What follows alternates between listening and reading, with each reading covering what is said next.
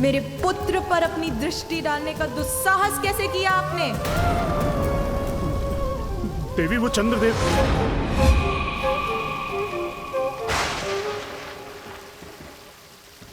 चंद्रदेव, वो तो कहीं दिखाई भी नहीं दे रहे। शीघ्र यहां से भागने में ही मेरी भलाई। शनिदेव!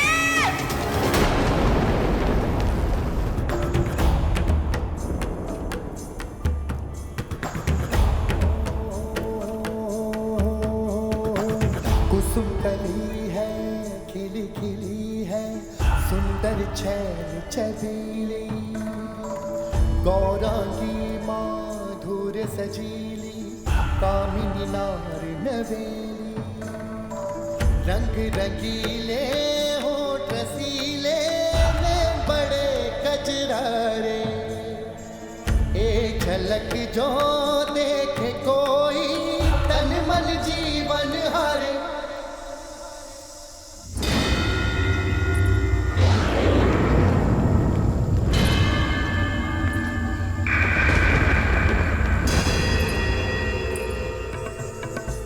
परम सुंदरी दिव्यांगी धूप सी नारी, हो चंचला दिव्य अप्सरा मुस्कुराती रूप सी नारी, शोभनीय सुमुख रंगीली प्रिय दर्शन मुख प्यारा, एक बार जो देखे मुखड़ा वो भूले सुध बुध सारा, हो रंग रंगीले होठ रसीले नैन बड़े कजरारे, हो एक झलक जो देखे कोई तन मन जीवन हरे।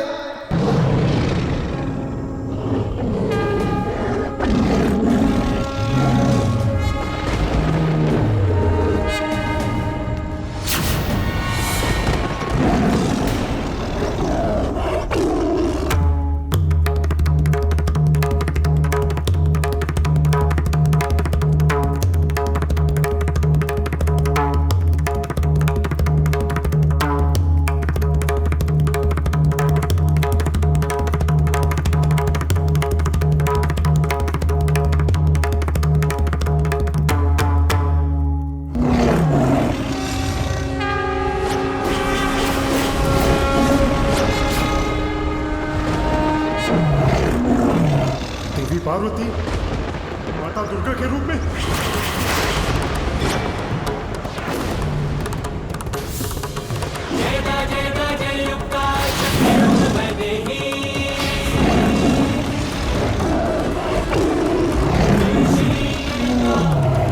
शीघ्र ही यहां से भागने में ही मेरी भलाई।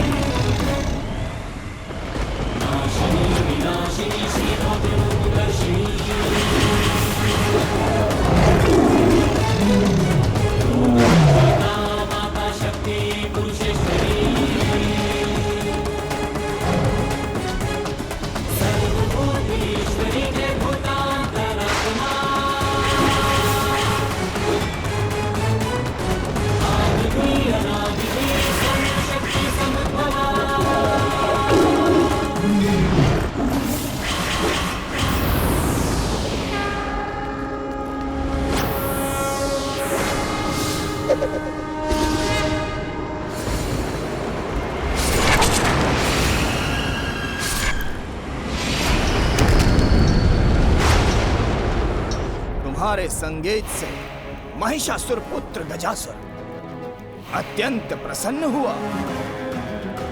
मांगो जो चाहते हो त्रिलोक विजेता से, जो मांगोगे वो पाओगे। वचन देता हूं।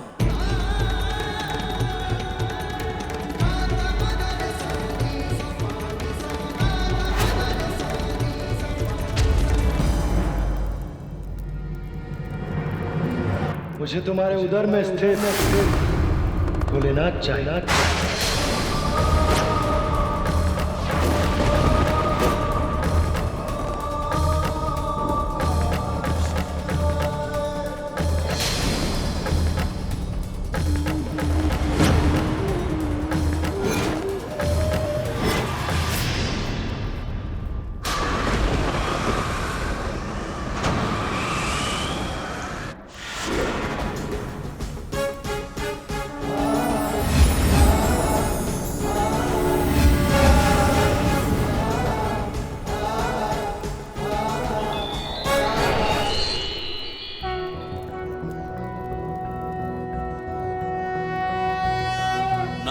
नारायणं गदाध्यक्षं गोविन्दं कीर्तिभाजनं गोवर्धनोद्धरं देवं भूधरं भुवनेश्वरम्।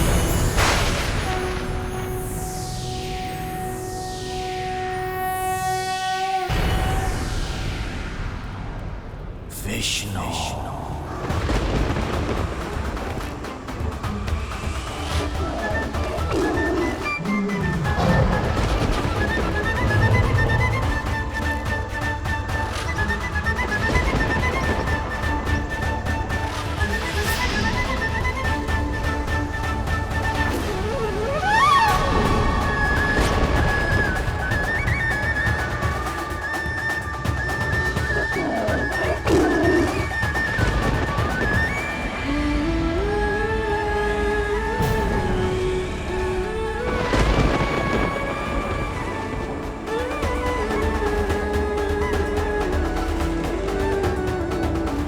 मेरे पुत्र का कोमल हृदय मेरे इस विकराल रूप से विचलित हो रहा है।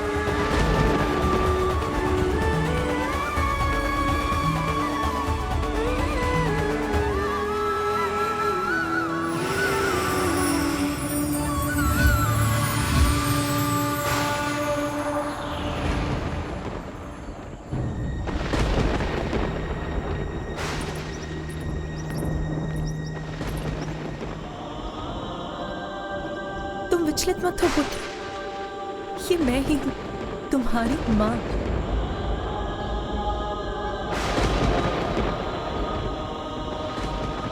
तुम्हें स्मरण है ना पुत्र, तुमने कहा था तुम सदैव मेरी रक्षा करोगे। उसी प्रकार तुम भी स्मरण रखो कि मैं तुम्हारी मां सदैव तुम्हारी रक्षा करूंगी।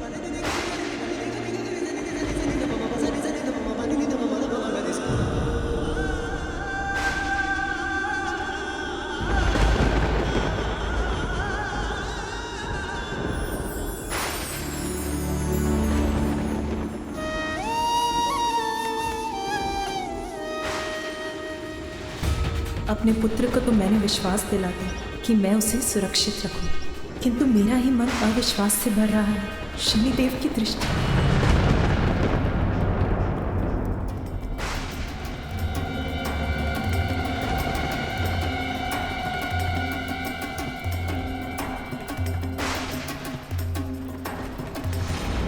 वर्षों के कठोर तप के पश्चात भोलेनाथ को प्रसन्न कर उन्हें अपने उदर में स्थित किया है मैंने। पर तुम चाहते हो कि मैं उन्हें लौटा दूं? कदापि नहीं। भोलेनाथ मेरे उदर में सुरक्षित है, तुम उनकी चिंता छोड़ दो। जाओ यहां से।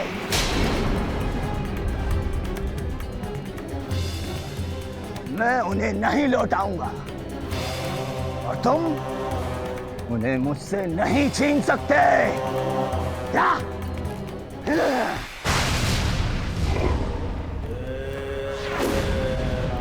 अपने वचन का मान रखो गजासुर। तुम्हें एक अंतिम अवसर और देता हूं, लौटा दो भोलेनाथ को। जाओ जाओ। नहीं लौटाता। मेरे उधर से निकाल कर ले जा सकते हो उन्हें।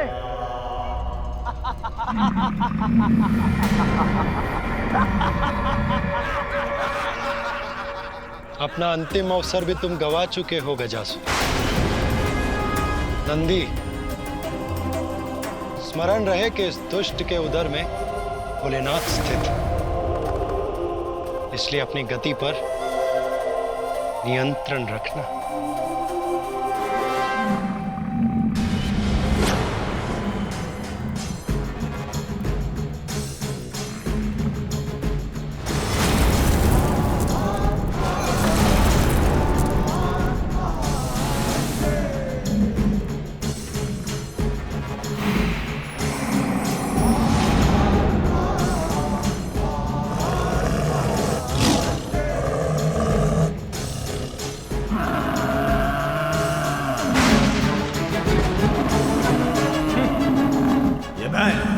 मुझ पर वार करेगा।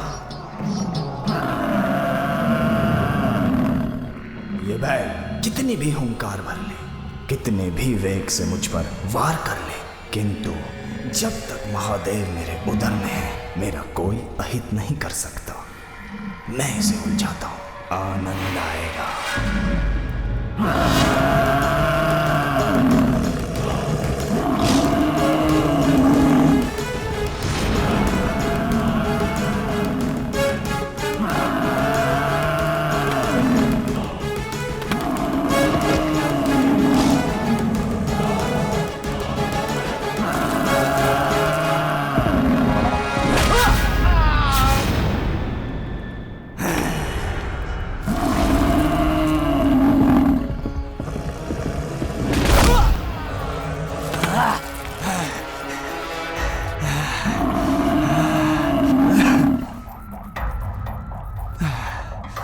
थक गया हूं मैं, अब और नहीं भाग सकता।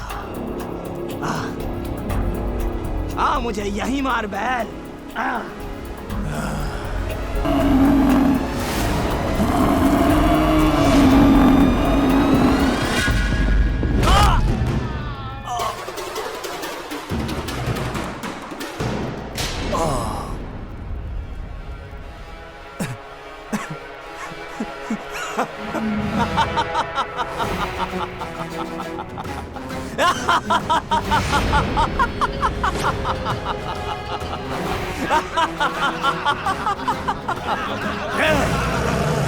देखो मुझे विष्णु, मैं इसी पाताल लोक में हूं, सुरक्षित हूं।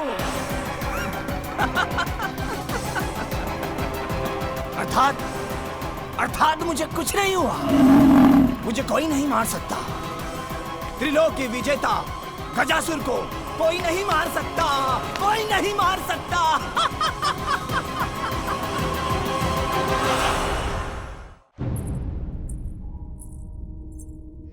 माँ, आप चिंतित क्यों हैं माँ? नहीं। आइए।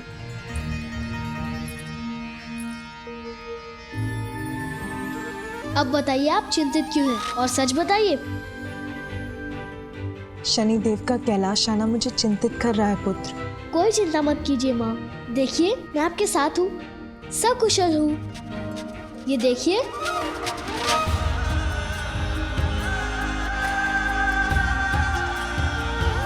हाँ पुत्र, ऐसा न कोई जन्मा है न कोई जन्मेगा जो तुम्हें हानि पहुंचा सके।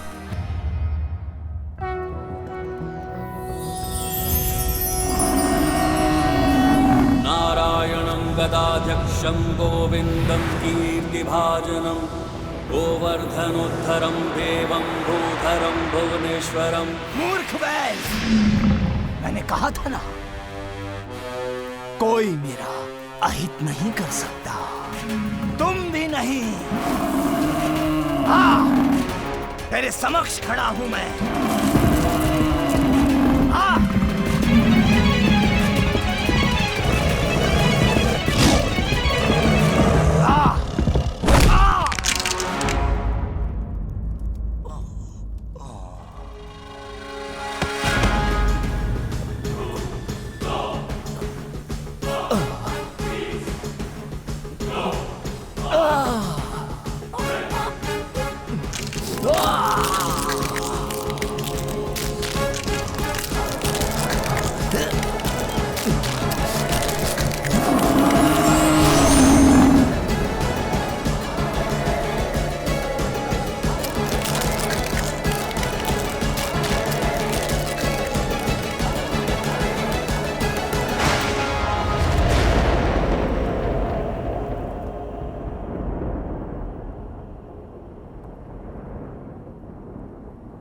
क्या हुआ पुत्र?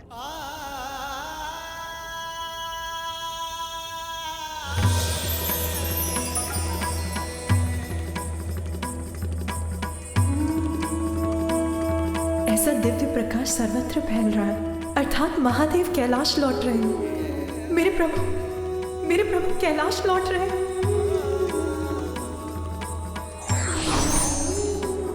इतने लंबे समय बाद अपने स्वामी से मेरे मिलन की प्रतीक्षा समाप्त होगी।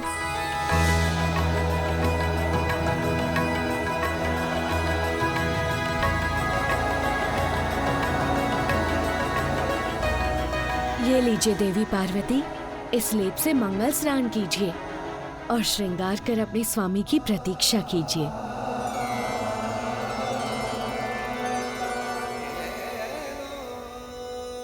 मुझे अभी अपना मंगल स्नान और श्रृंगार करना चाहिए, किंतु नंदी और अन्य गण तो महादेव को लेने गए, तो यहाँ द्वार की रक्षा कौन करेगा?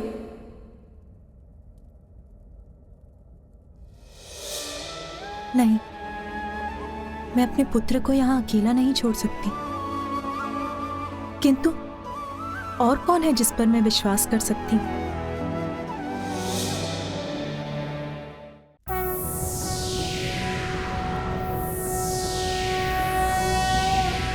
शिवो महेश्वरः शम्भुः पिनाकी शशिशेखरः वामदेवो विरूपाक्षः कपर्दिनीललोहितः शङ्करशूलपाणिश्च खट्वाङ्गी विष्णुवल्लभः शिपिविष्टो अम्बिकानाथः श्रीकण्ठो भक्तवत्सलः।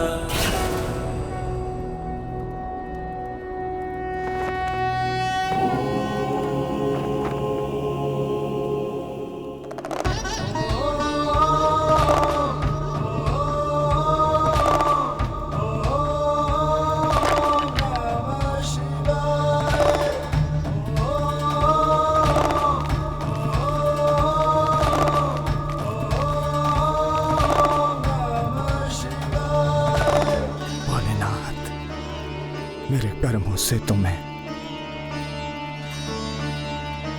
आपसे कोई वरदान मांगने का अधिकार खो चुका हूं।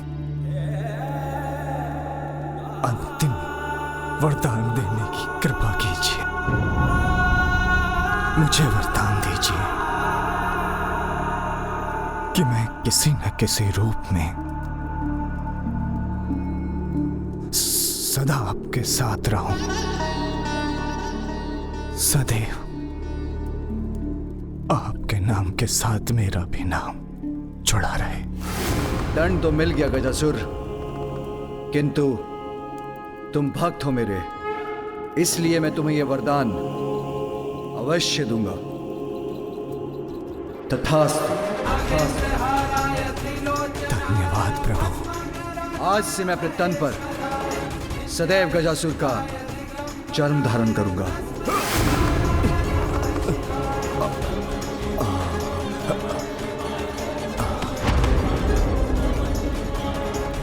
अब आपके कैलाश जाने का समय हो गया है। देवी पार्वती आपकी प्रतीक्षा कर रही हैं। पार्वती, यही रहना पुत्र, मैं अभी आई। किंतु आप जा कहाँ रही हैं माँ? जया और विजया को ढूंढने पुत्र, मुझे स्नान के लिए जाना है, इसीलिए मैं चाहती हूँ कोई तुम्हारे साथ रहे और भवन के द्वार की रक्षा करे। जब मैं आपके साथ हूँ तब आपको किसी और की क्या आवश्यकता है माँ? आप चिंता मत कीजिए माँ, मैं भवन के द्वार की रक्षा करूँगा।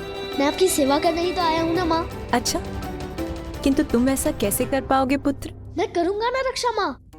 दिव्य है मेरा पुत्र, किंतु मुझे इसको और शक्तियाँ देनी होंगी।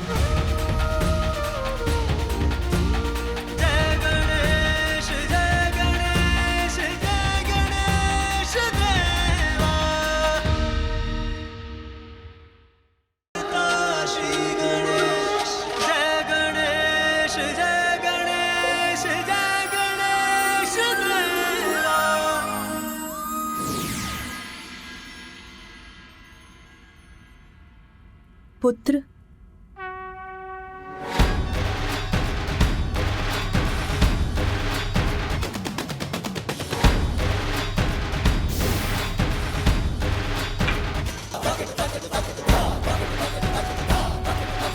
धन्यवाद माँ।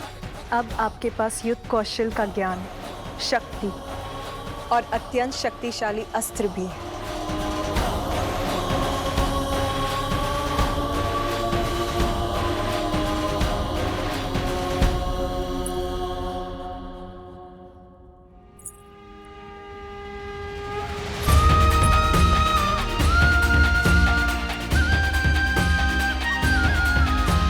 पुत्र, मैं स्नान करने जा रही हूँ। स्मरण रहे, किसी को भी भीतर मत आने देना। मैं वचन देता हूँ माँ, किसी को भी भीतर आने नहीं दूंगा।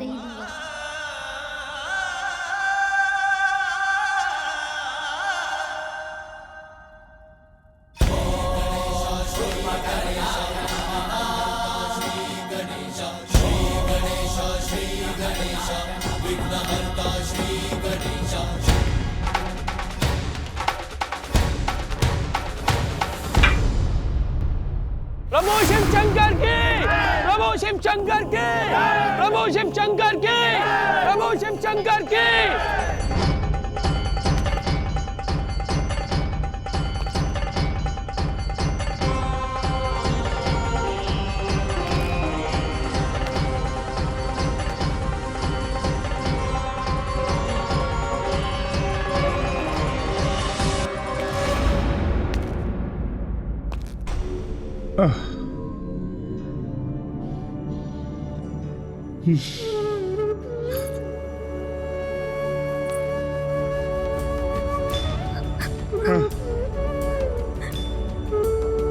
अब और विलाप करने से क्या लाभ प्रिय ध्वजिनी? जो मैंने किया उसका दंड मुझे मिला। मत रो, शांत हो जाओ। मैं आपके लिए नहीं, पार्वती नंदन का विचार कर रो रही हूँ। मैंने कहा था आपको वहां मत जाइएगा, किंतु आपने मेरी एक ना सुनी।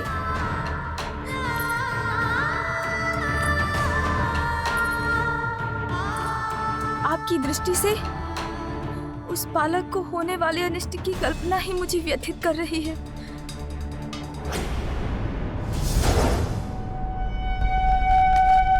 प्रभु शिव शंकर की, प्रभु शिव शंकर की, प्रभु शिव शंकर की, प्रभु शिव शंकर की, प्रभु शिव शंकर की, प्रभु शिव शंकर की, प्रभु शिव शंकर की, प्रभु शिव शंकर की, प्रभु शिव शंकर की, प्रभु शिव शंकर की, प्रभु ठहर जाइए।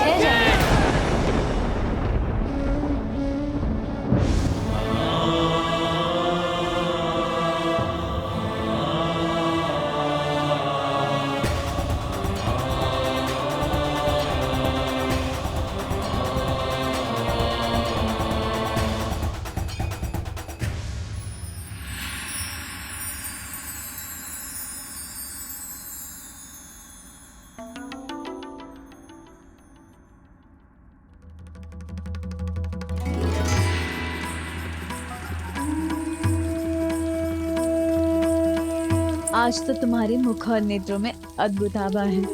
कौन से विचार घुमड़ रहे हैं तुम्हारे मन में? विचार घुमड़ नहीं रहे, शांत हो रहे हैं। आज मैं अत्यंत प्रसन्न और संतुष्ट हूँ। ठहर जाइए, कदाचित आपने ध्यान से नहीं सुना। किसी को भी भीतर जाने की अनुमति नहीं है। यहाँ तक आए हैं, ये तो बताइए, है कौन आप?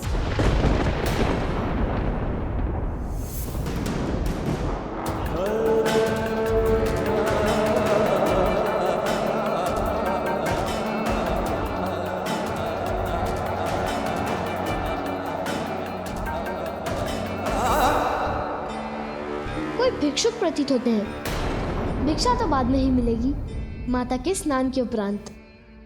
तब आइए, अभी जाइए।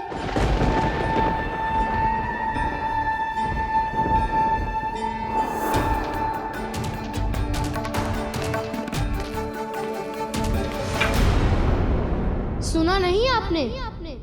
जाइए अभी।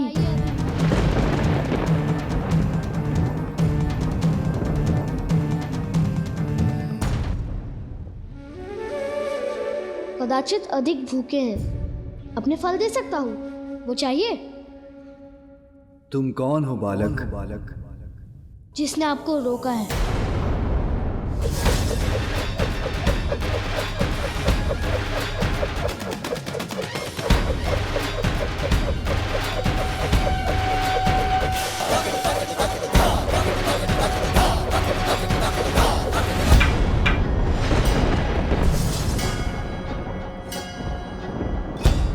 रक्षक हूँ यहाँ का, रक्षक हूँ यहाँ का, रक्षक हूँ यहाँ का, रक्षक हूँ यहाँ का।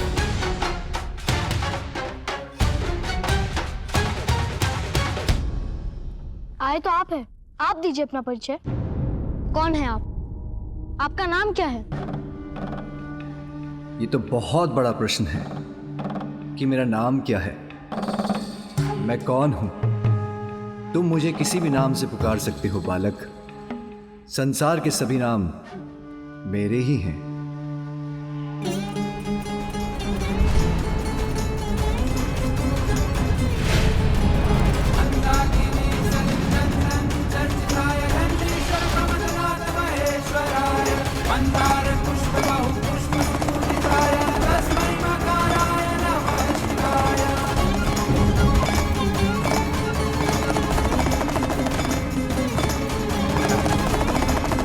कैसी विचित्र ध्वनि है ये।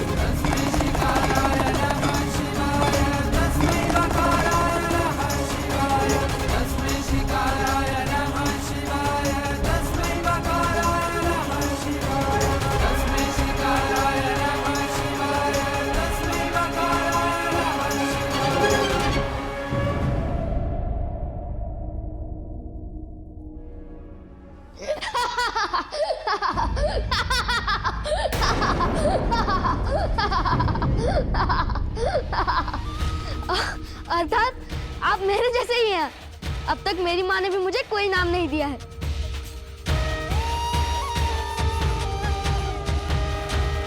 अच्छा, आपका नाम नहीं है तो अपने माता पिता का ही नाम बता दीजिए। मेरे कोई माता पिता नहीं है बालक।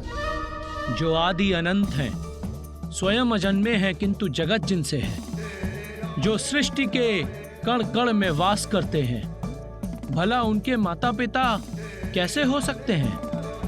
ओह, तो आपके माता पिता भी नहीं हैं। समझा, दुखद है। अच्छा, कोई निवास तो होगा आपका? कहाँ रहते हैं आप? सर्वत्र वास करता हूँ। सर्वत्र वास करता हूँ। सर्वत्र वास करता हूँ। सर्वत्र वास करता हूँ। धरती, यहाँ तक कि शमशान, सब मेरे ही घर हैं। ऐसा कोई एक घर नहीं जो मुझे बांध सके।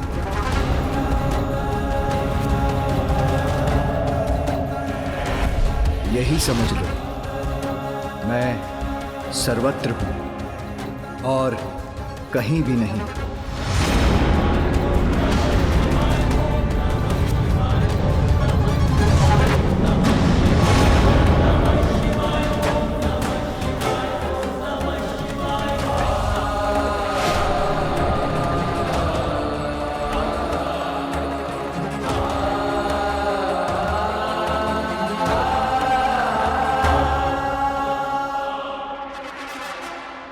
जय शिव शंकर, जय शिव शंकर। बालक समझकर मुझे अपनी गोल गोल बातों में भ्रमित करने का प्रयास कर रहे हैं।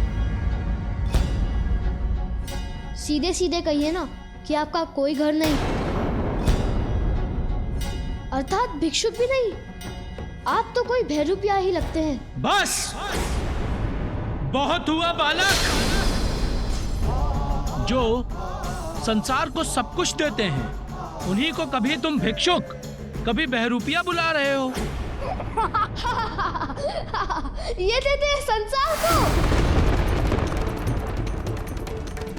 बालक अवश्य हूँ, किंतु मूर्ख नहीं कि जो आपने कहा वो मैं मान लूं। वस्त्र के स्थान पर पशु चर्म से अपना तन ढकते हैं। रहने के लिए कोई घर नहीं। नाम पूछो तो कहते हैं सभी नाम मेरे हैं।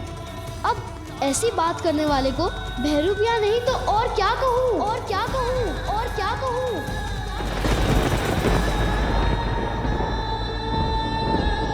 एक बार किसी जलाशय में स्वयं को झांक कर देखिए। भिक्षुक या भैरूपिया ही प्रतीत होते हैं।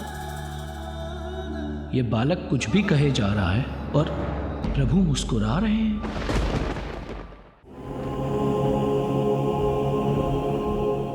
इतनी घनी जटाएं हैं आपकी, कभी केश नहीं सवारे क्या? बालक, प्रभु की जटाओं का अर्थ भी जानते हो? मेरे प्रभु। सखी, कुछ तो कहिए, किसके विचारों में डूबी हैं आप?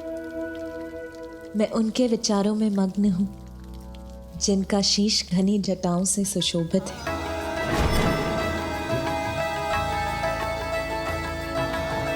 जो उनकी शेष पवित्रता का प्रतीक है, जिनकी उन जटाओं से होकर तो स्वयं परम पावन देवी गंगा की निर्मल जल धारा प्रवाहित होती है।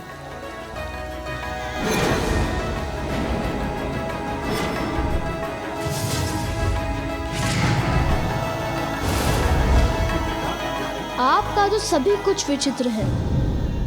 और ये मस्तक पर तीसरा नेत्र क्यों है? देखने के लिए 2 नेत्र कम पड़ गए थे क्या?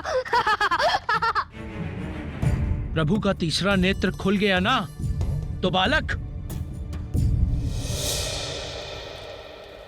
जिनका तीसरा नेत्र प्रतीक है इसका कि जो 2 नेत्रों से देखा जाता है वो सदा सत्य नहीं होता।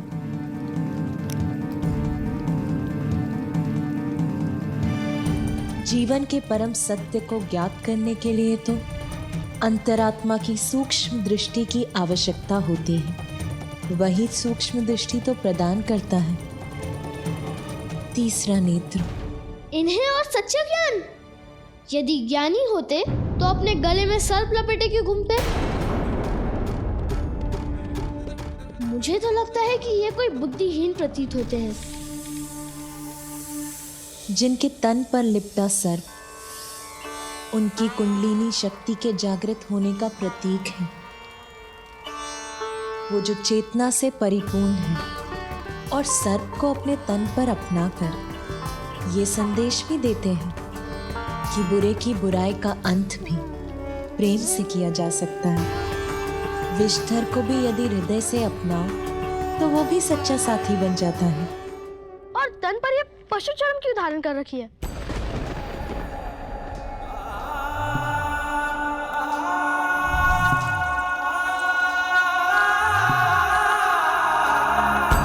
मृत पशु के चर्म को अपने देह पर धारण कर वस्त्र बनाने वाले वो ये संदेश देते हैं कि व्यर्थ में प्रकृति नष्ट ना हो,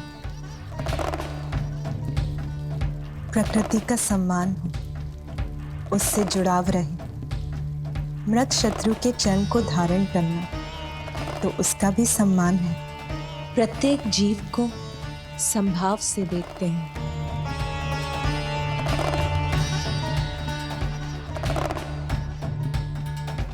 आपका तो ये अस्त्र और उस पर लटका ये वाघ यंत्र दोनों ही विचित्र है। क्या यंत्र है ये? डमरू। डमरू।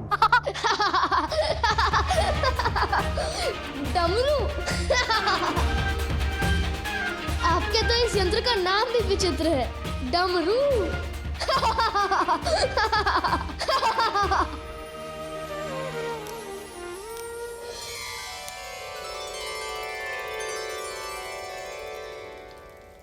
उनका त्रिशूल सहार का प्रतीक है और इसका भी कि उनका तमो, राजस और सात्विक तीनों गुणों पर पूर्ण नियंत्रण। उनके डमरू का आकार तो अनंत का ही स्वरूप है, जिनके नाद से ब्रह्मांड का, ब्रह्म अक्षर का, स्वर का व्यंजन और समस्त संसार का जन्म हुआ है।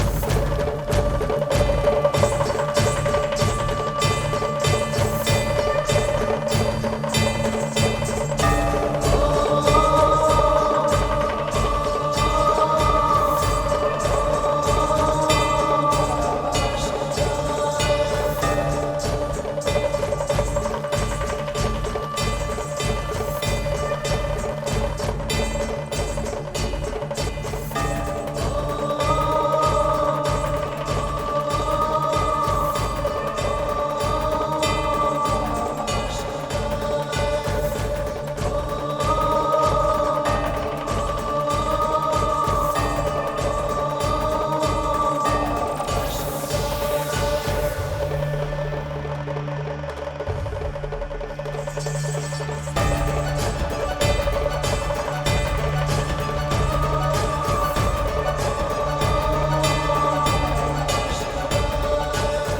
इनके तन से क्या झड़ रहा है जिसका स्पर्श मुझे भा रहा है?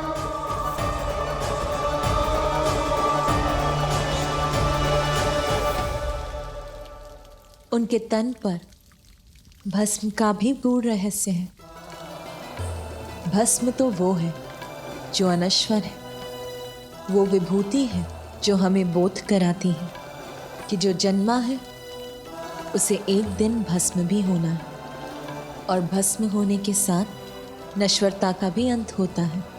इसीलिए भस्म ही वास्तविक ऐश्वर्य की प्रतीक है।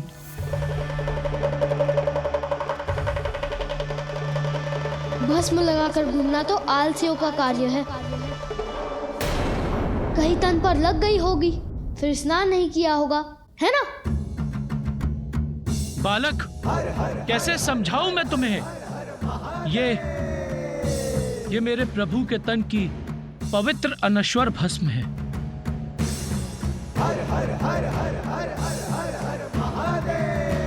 अच्छा बालक, बहुत हुआ वार्तालाप, हमें भीतर जाने दो। जाने दूं? कदापि नहीं। मेरी माँ का आदेश है, किसी को भी भीतर मत जाने देना, और मेरी माँ का आदेश मेरे लिए सर्वोपरि है। बालक, अपनी माँ के प्रति तुम्हारी भक्ति देखकर मैं बहुत प्रसन्न हूँ, किंतु मैं तुम्हारी माँ का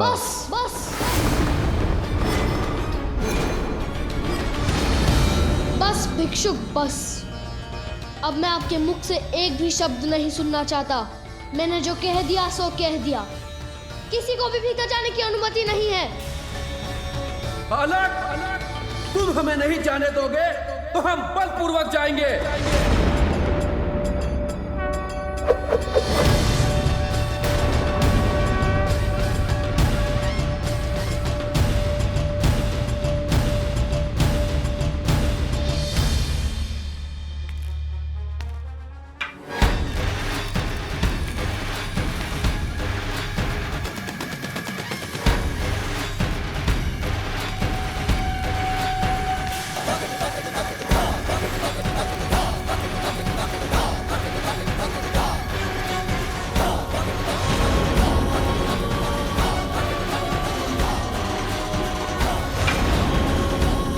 जब तक मैं इस द्वार की रक्षा कर रहा हूँ, तब तक कोई इस रेखा को नहीं लांघ सकता।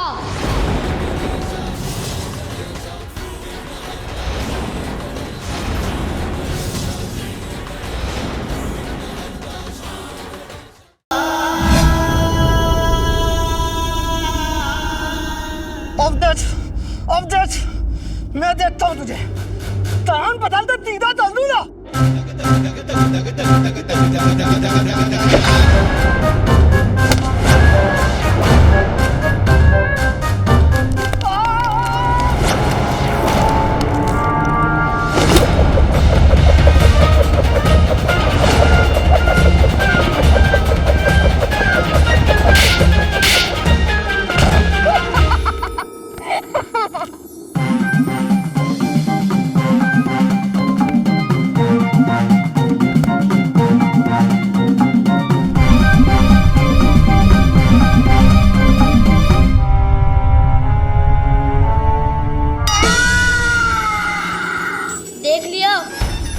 मुझ पर वार करने का परिणाम। मैंने कहा था ना, कोई भी इस रेखा को पार नहीं कर सकता। तुम होते कौन हो हमें रोकने वाले? हम अभी जाएंगे रेखा के पार।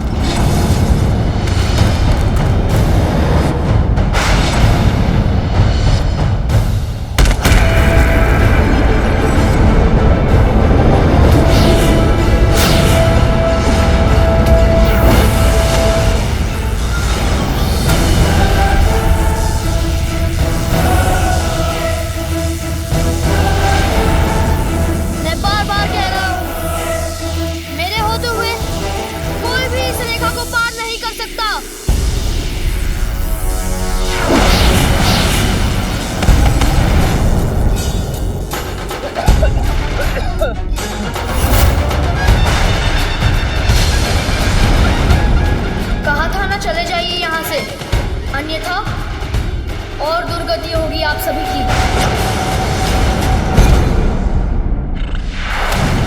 हम महादेव के घर अब और अपना अपमान नहीं सहेंगे।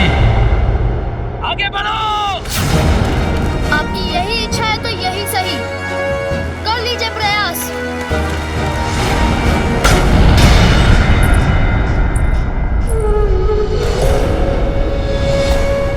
स्वामी अभी तक आए क्यों नहीं?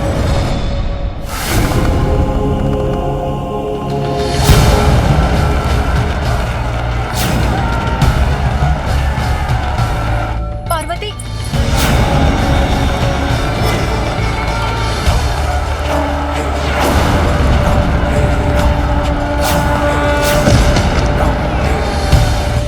अरे पार्वती,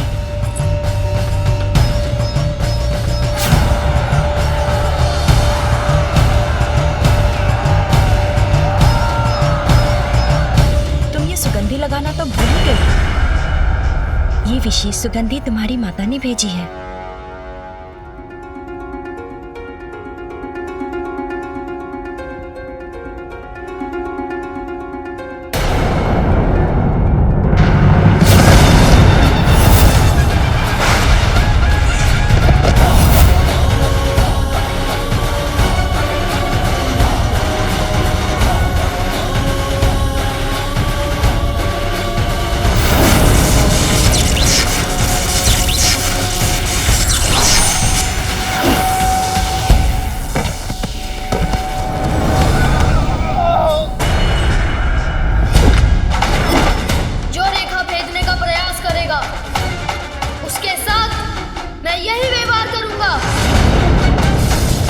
हठी बालक, अब मैं तुम्हें दंड देकर ही रहूंगा।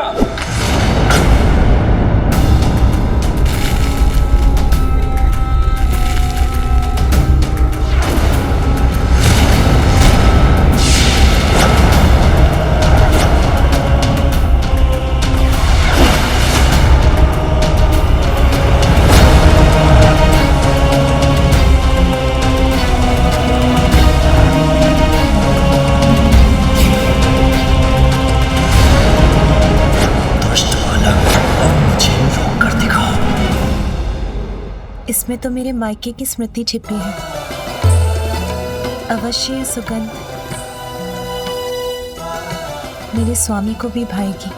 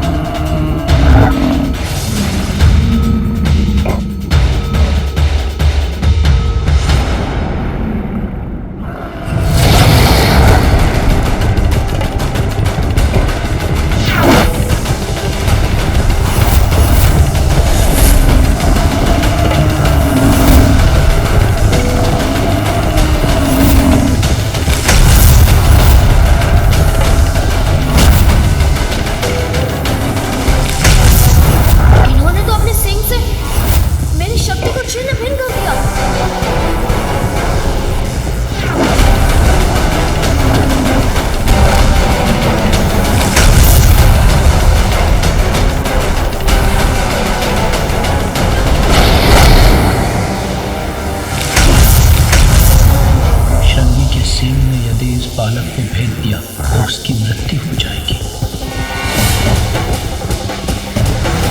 ये वहां कहाँ जा रहे हैं?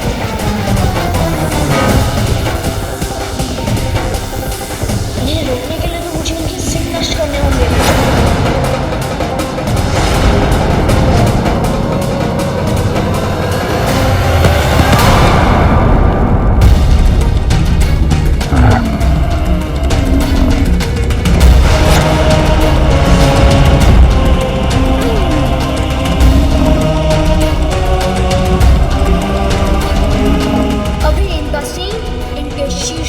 तिलक करता हूँ।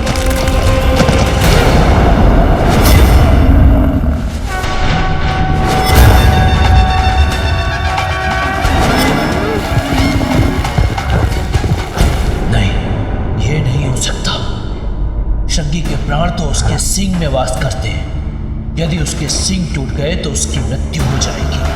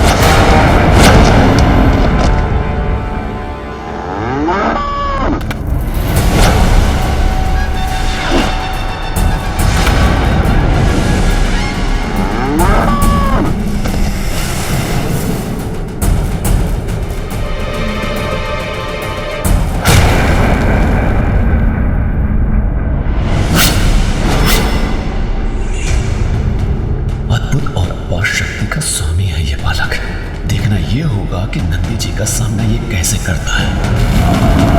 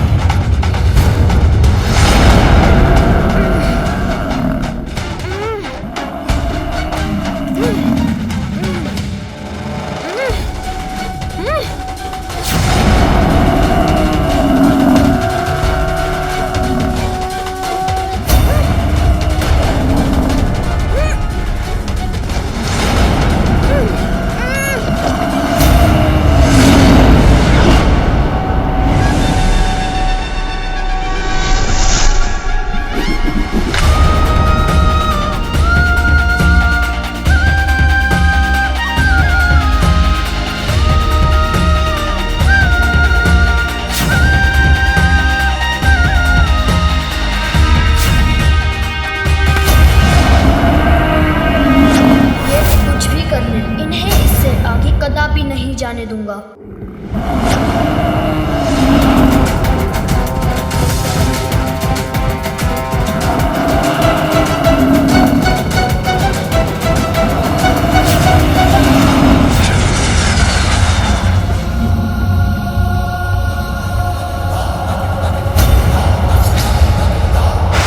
पीछे से मेरी पूछ पकड़ ली, मुझे रोक दिया इसने।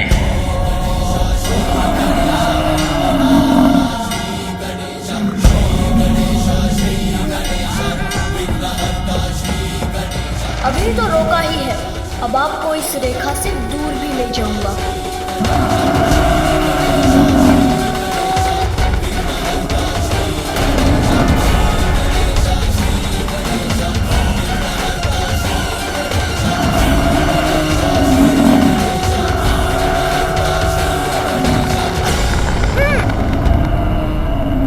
मैं इन्हें खींच क्यों नहीं पा रहा हूँ?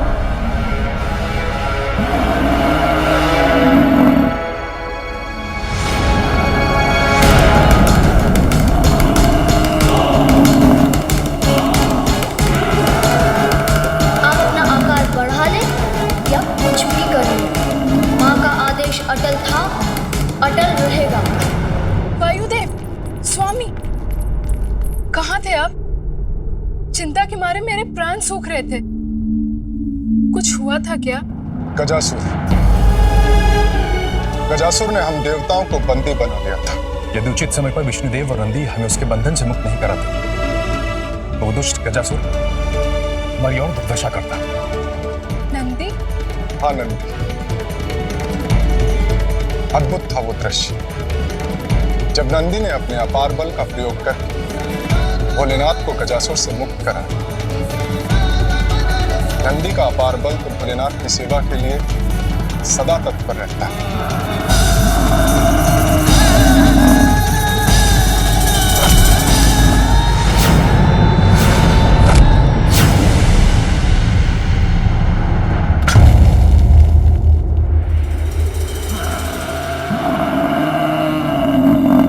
लौट क्यों रहे हैं? क्या करना चाहते हैं वो?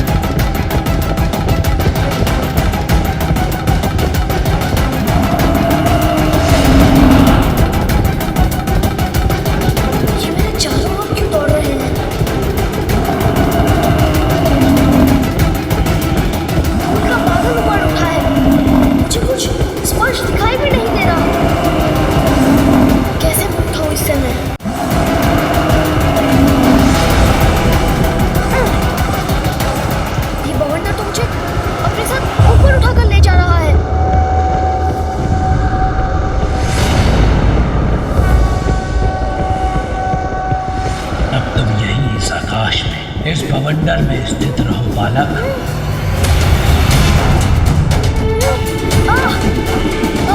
नारद भयभीत, यदि उनके पुत्र का तनिक भी अनिष्ट हुआ तो माता पार्वती भवंडर उत्पन्न कर देगी। किंतु मैंने जो किया वो भी तो आवश्यक ही था, उसमें भी था सृष्टि का हित। माता पार्वती के क्रोध से कैसे रहूं सुरक्षित?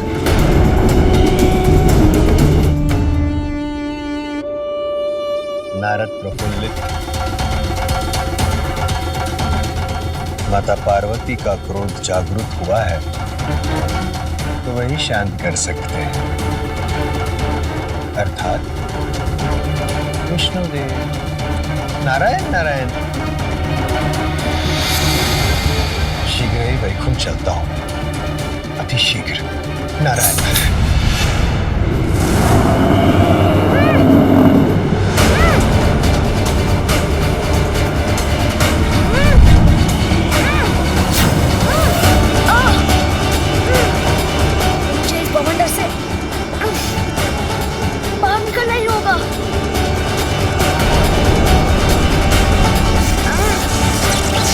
क्या कैसा प्रकाश था ये?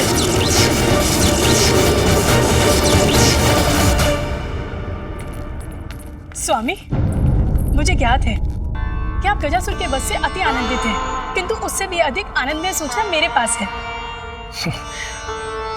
गजासुर के वध से अधिक आनंद में सूचना हमारे लिए और क्या हो सकती है प्रिय? बताती हो प्रभु, बताती, थोड़ा धैर्य रखिए। देवी पार्वती के निमंत्रण पर मैं कैलाश गई थी। आपको पता है मैंने वहां कैसे देखा? वो बहुत ही अद्भुत है, बहुत ही सुंदर। अद्भुत? कौन है अद्भुत? वो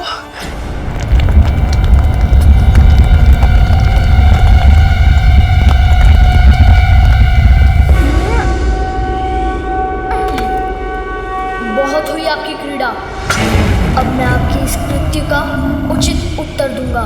क्रीड़ा तो तुम्हारी बहुत हुई है बालक, किंतु अब नहीं होगी।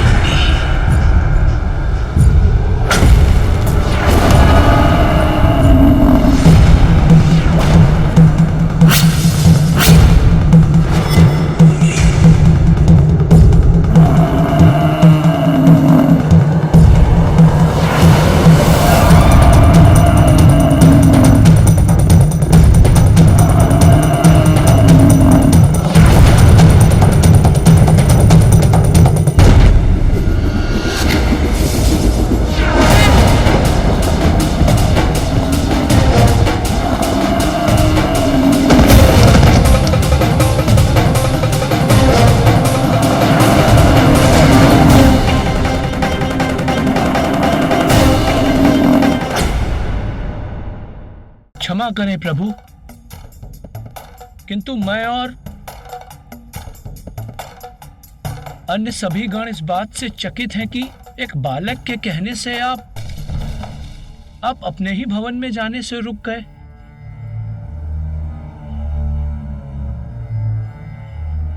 प्रभु, मुझे और अन्य सभी गणों को यह तनिक भी नहीं भाया।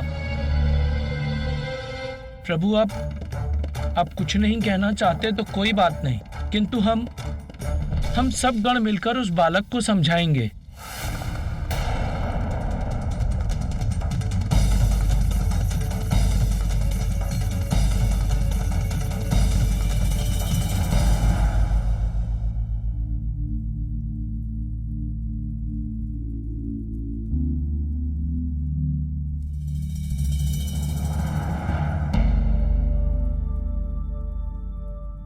इस बालक को तो अब मैं समझाऊंगा।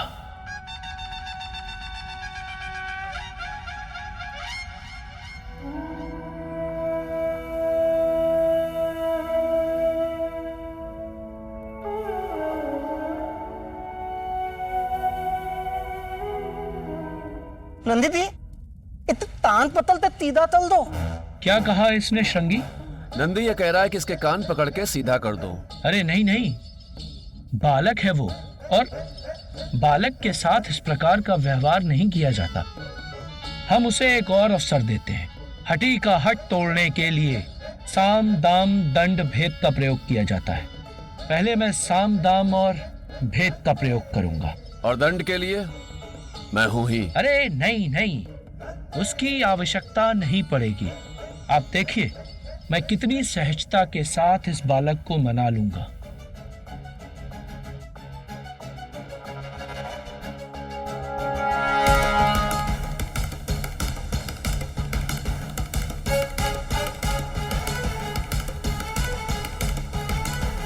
तो आप फिर चले आए? तुम यहाँ अकेले खड़े हो तो सोचा तुमसे वार्तालाप कर थोड़ा तुम्हारा मनोरंजन ही कर दूं।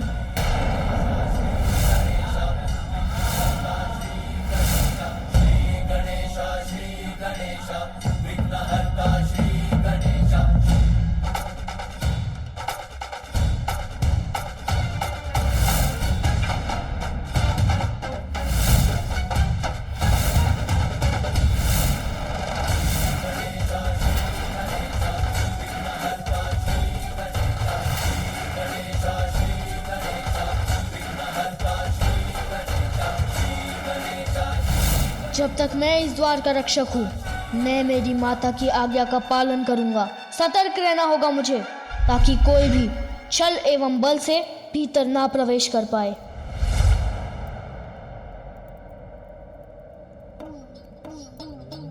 बालक होकर द्वार रक्षा जैसा कठिन कार्य कर रहे हो।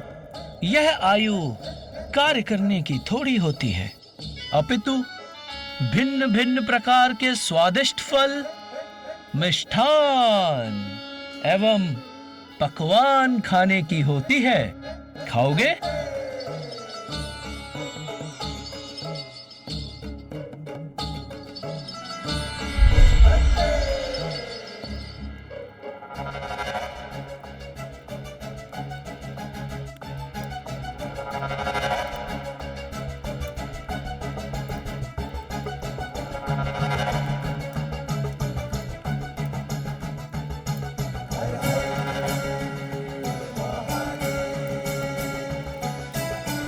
लो, खाओ, संकोच मत करो, यह सब कुछ तुम्हारे लिए ही है। आओ, अब तुम इसका आनंद लो और हमें भीतर जाने दो।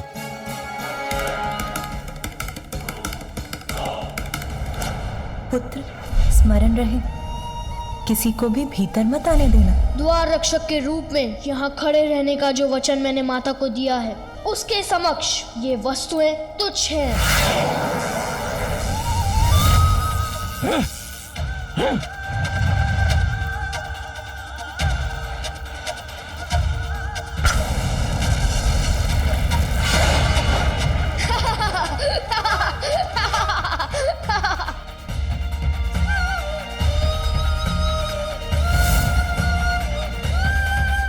ना ही मुझे कुछ खाना है और ना ही मुझे किसी को भीतर जाने देना है। मेरा क्रोध जागृत हो रहा है। शांत शांत नंदी शांत। ओम नमः शिवाय, ओम नमः शिवाय, ओम नमः शिवाय, ओम नमः शिवाय, ओम नमः शिवाय, ओम नमः शिवाय, ओम नमः शिवाय, ओम नमः शिवाय, ओम नमः शिवाय, ओम नमः शिवाय, ओम नमः शिवाय, ओम नमः शिवाय, ओम नमः शिवाय, ओम नमः शिवाय, ओम नमः शिवाय।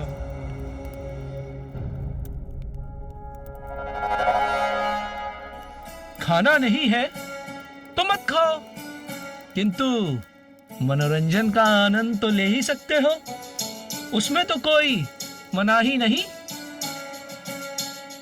ऊपर देखो,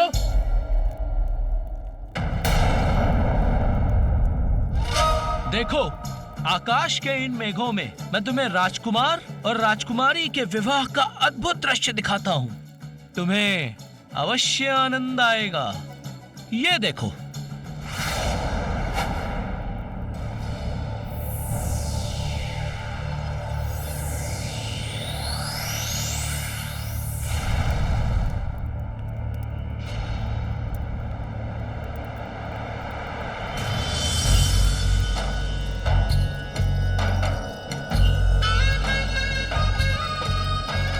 कितना सुंदर दृश्य है ये।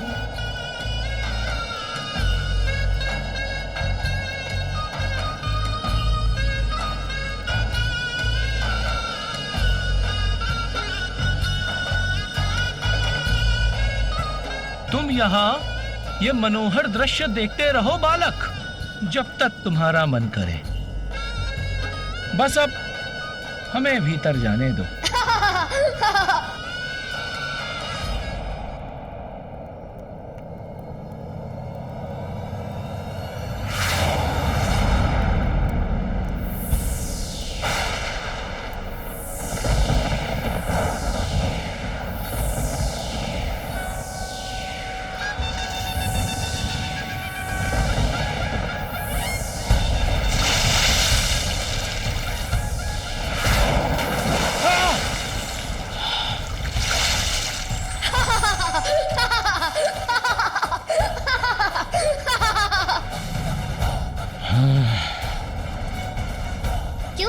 मैंने जिस दृश्य की रचना की वो कैसा लगा आपको?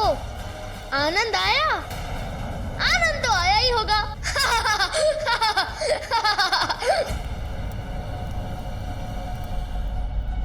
अब एक अंतिम बार कह रहा हूं, ध्यान से सुन लीजिए। इस द्वार के आगे मैं किसी को नहीं जाने दूंगा, समझ गए आप? साम दाम तो व्यर्थ गए, अब क्या करूं?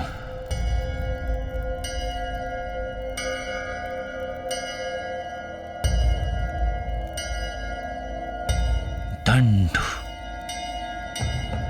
भय। सावधान बालक!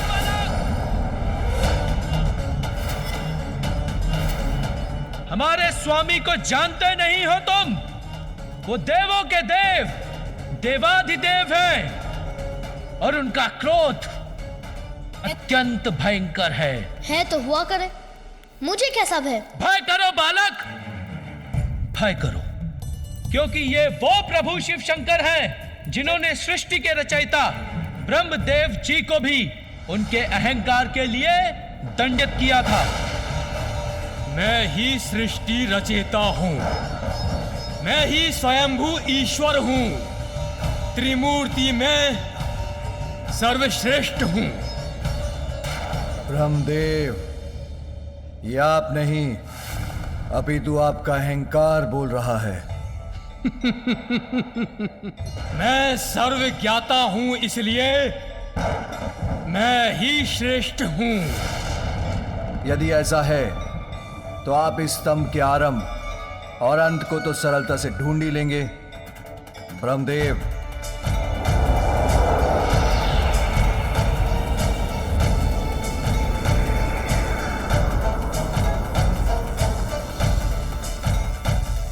उचित है, इसमें क्या कठिनाई है?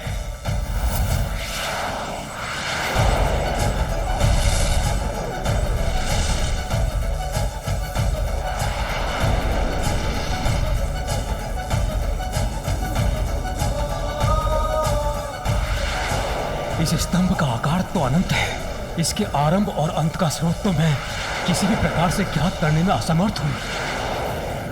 मैंने स्तंभ का अंत ढूंढ लिया है। सत्य कह रहे हैं? इसका अंत ढूंढ लिया आपने? मुझ पर संदेह? मैंने जो कह दिया वही सत्य है। मैं ब्रह्मा हूं, मैं ही परम ब्रह्म हूं। तुम कौन हो?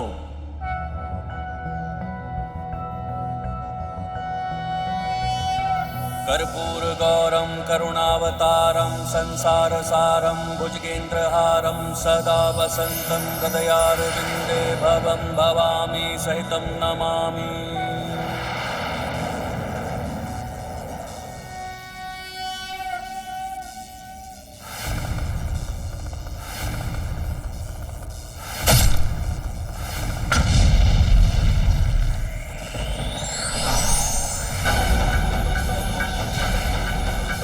मैं वो हूं जो अहंकार को अपना आहार बनाता है। सृष्टि के जनक को इतना अहंकार शोभा नहीं देता। ब्रह्मदेव, मैं आपका पांचवा शीश आपसे विलग कर दूंगा।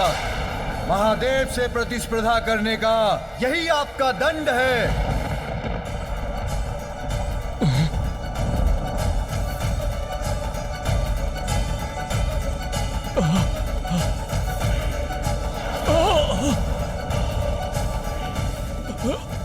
अब समझे कैसा होता है मेरे प्रभु शिव शंकर का क्रोध।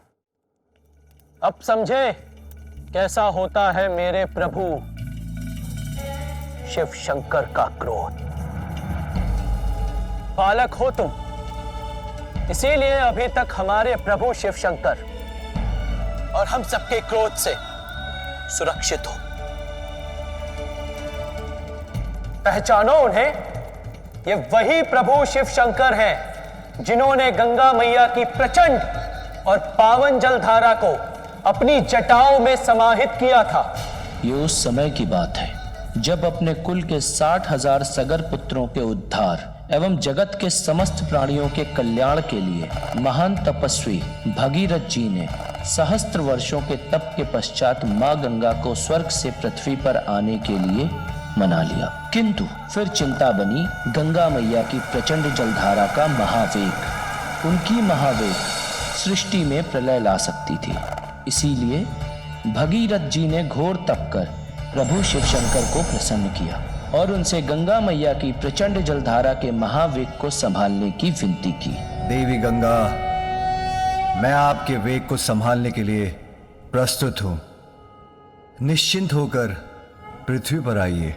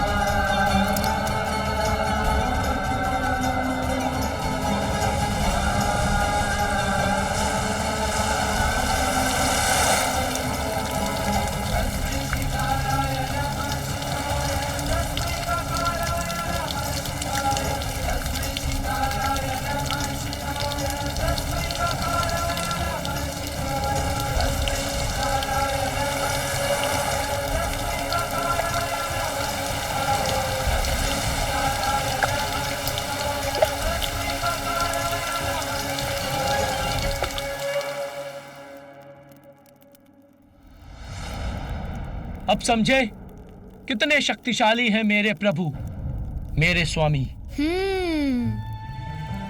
मैं प्रभावित तो अवश्य हूं,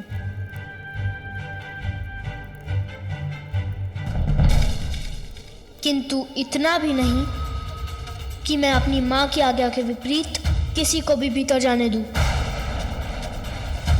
चाहे वो कोई भी हो, चाहे वो कोई भी हो, चाहे वो भूल मत करो बालक, यदि मेरे प्रभु शिव शंकर का क्रोध जागृत हो गया तो उसका शांत होना सरल नहीं। उनका तीसरा नेत्र सब कुछ भस्म कर देता है। उनके तीसरे नेत्र की अग्नि ने तो कामदेव को भी भस्म कर दिया था।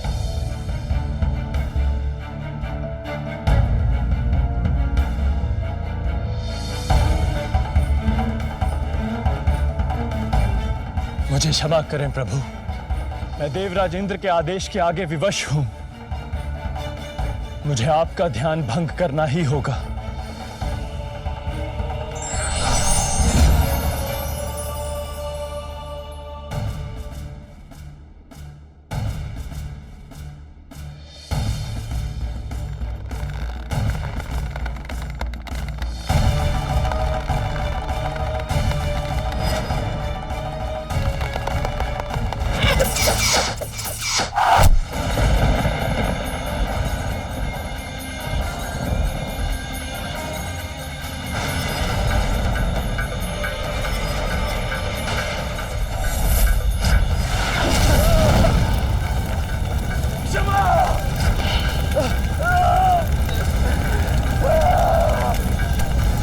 अब तो तुम्हें समझ में आ ही गया होगा कितना तीव्र है मेरे प्रभु शिव शंकर का क्रोध। इसलिए आज्ञाकारी बालक के समान अपना हठ त्याग दो। नंदी, क्या हुआ तुम्हारे साम दाम भेद? मैंने पहले ही कहा था तान पतल तीदा तल दो, पर नंदी दी मैंने तुम कहता है। श्रृंगी जी, इस बालक को समझाने में समय नष्ट हो रहा है। हमें इस बालक को हटाकर आगे बढ़ना चाहिए। उचित है, हठी बालक, बहुत हुआ तुम्हारा हट। जानते भी हो प्रभु शिव शंकर कौन है? इस संपूर्ण जगत के पिता हैं, पिता। माँ को दिया वचन तो मैं किसी के लिए भी नहीं तोड़ सकता हूँ। अबोध बालक, प्रभु शिव शंकर से परिचित नहीं हो तुम। बालक हो इसलिए सुरक्षित हो, अन्य कोई होता तो उसे इस हट का अवश्य दंड देता। चेतावनी का स्वर मुझे मत सुनाइए, मैं किसी का ऊंचा स्वर सहन नहीं करता। और अब मेरी चेतावनी सुनिए, शांति पूर्वक लौट जाइए, अन्यथा आप सभी मेरे कोप के भागी होंगे। बस बालक,